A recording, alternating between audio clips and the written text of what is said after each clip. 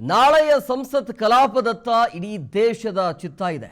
5 ದಿನ ಸದ್ದು ಗದ್ದಲದಲ್ಲೇ ವ್ಯರ್ಥವಾಗಿದ್ದ ಕಲಾಪ ನಾಳೆ ಸಂಸತ್ನಲ್ಲಿ ಮಹತ್ವದ ಮಸೂದೆ ಮಂಡನೆಯಾಗುವ ಸಾಧ್ಯತೆ ಇದೆ.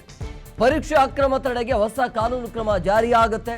ಪ್ರಶ್ನೆ ಪತ್ರಿಕೆ ಸೋರಿಕೆ ತಡೆಗೆ ಕಠಿಣ ಕ್ರಮವನ್ನ ಜಾರಿಗೆ ಮಾಡೋದಕ್ಕೆ ಪ್ರಯತ್ನ ಆಗತ್ತೆ ನಾಳೆ. ಹಾಗಾಗಿ ಸಾರ್ವಜನಿಕ ಪರೀಕ್ಷೆಗಳ ತಿದ್ದುಪಡಿ ಮಸೂದೆ ಮಂಡನೆ ಆಗುವಂತ ಸಾಧ್ಯತೆ ಹೆಚ್ಚಾಗಿದೆ. ಲೋಕಸಭೆಯಲ್ಲಿ ಸಚಿವ ಡಾಕ್ಟರ್ ಜಿತೇಂದ್ರ ಸಿಂಗ್ ಅವರು ಮಂಡನೆ ಮಾಡುವಂತ ಸಾಧ್ಯತೆ ಇರುತ್ತೆ. ವಿದ್ಯಾರ್ಥಿಗಳ ಭವಿಷ್ಯ ರಕ್ಷಣೆಗೆ ಕೇಂದ್ರದ ದಿಟ್ಟ ಹೆಜ್ಜೆ ಇರಬಹುದು. ನಾಳೆ ದಿಟ್ಟ ಹೆಜ್ಜೆಯನ್ನು ಇಡುವಂತ ಸಾಧ್ಯತೆ ಇರುತ್ತೆ.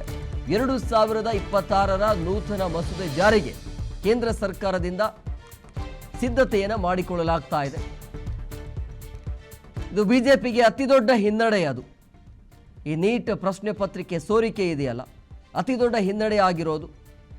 ಅದರ ಎಫೆಕ್ಟ್ ಏನಾಯಿತು ಅನ್ನೋದು ನಿಮಗೆಲ್ಲರಿಗೂ ಕೂಡ ಗೊತ್ತಿರುವಂಥ ವಿಚಾರ.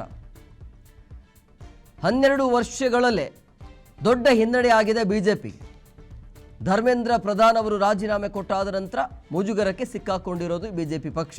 ಸೊ ಹಂಗಾಗಿ ಮುಜುಗರದಿಂದ ಪಾರಾಗಬೇಕಾಗತ್ತೆ. ಆ ಕೆಲಸವನ್ನು ಮಾಡಬೇಕು ಅಂತ ಹೇಳಿದ್ರೆ ಕಠಿಣ ಕ್ರಮ ಜಾರಿಗೆ ಆಗಬೇಕು, ಅದು ಮಸೂದೆಯಲ್ಲಿ ಮಂಡನೆ ಆಗಬೇಕು ಅನ್ನುವಂಥ ಲೆಕ್ಕಾಚಾರ ಇದೆ.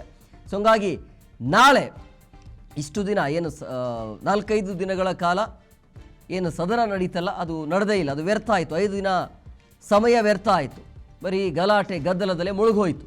ಸೊ ಹಂಗಾಗಿ ನಾಳೆಯಿಂದ ಬಹುಶಃ ಒಂದು ಶಾಂತ ರೀತಿಯಲ್ಲಿ ಒಂದು ಚರ್ಚೆಗೆ ಅವಕಾಶ ಕೊಡುವಂಥ ಸಾಧ್ಯತೆ ಇರುತ್ತೆ, ಚರ್ಚೆ ಆಗುವಂಥ ಸಾಧ್ಯತೆ ಇರುತ್ತೆ. ನಾಳೆ ಸಂಸತ್ ಕಲಾಪದತ್ತ ಇಡೀ ದೇಶದ ಚಿತ್ತ ಇರುತ್ತೆ. ಪ್ರಮುಖವಾಗಿ ಈ ಒಂದು ನೀಟ್ ವಿಚಾರವಾಗಿ ಒಂದು ಕಠಿಣ ಕ್ರಮ ಜಾರಿಗೆ ತರುವಂಥ ಸಾಧ್ಯತೆ ಇರುತ್ತೆ, ಕಾನೂನು ಕ್ರಮ.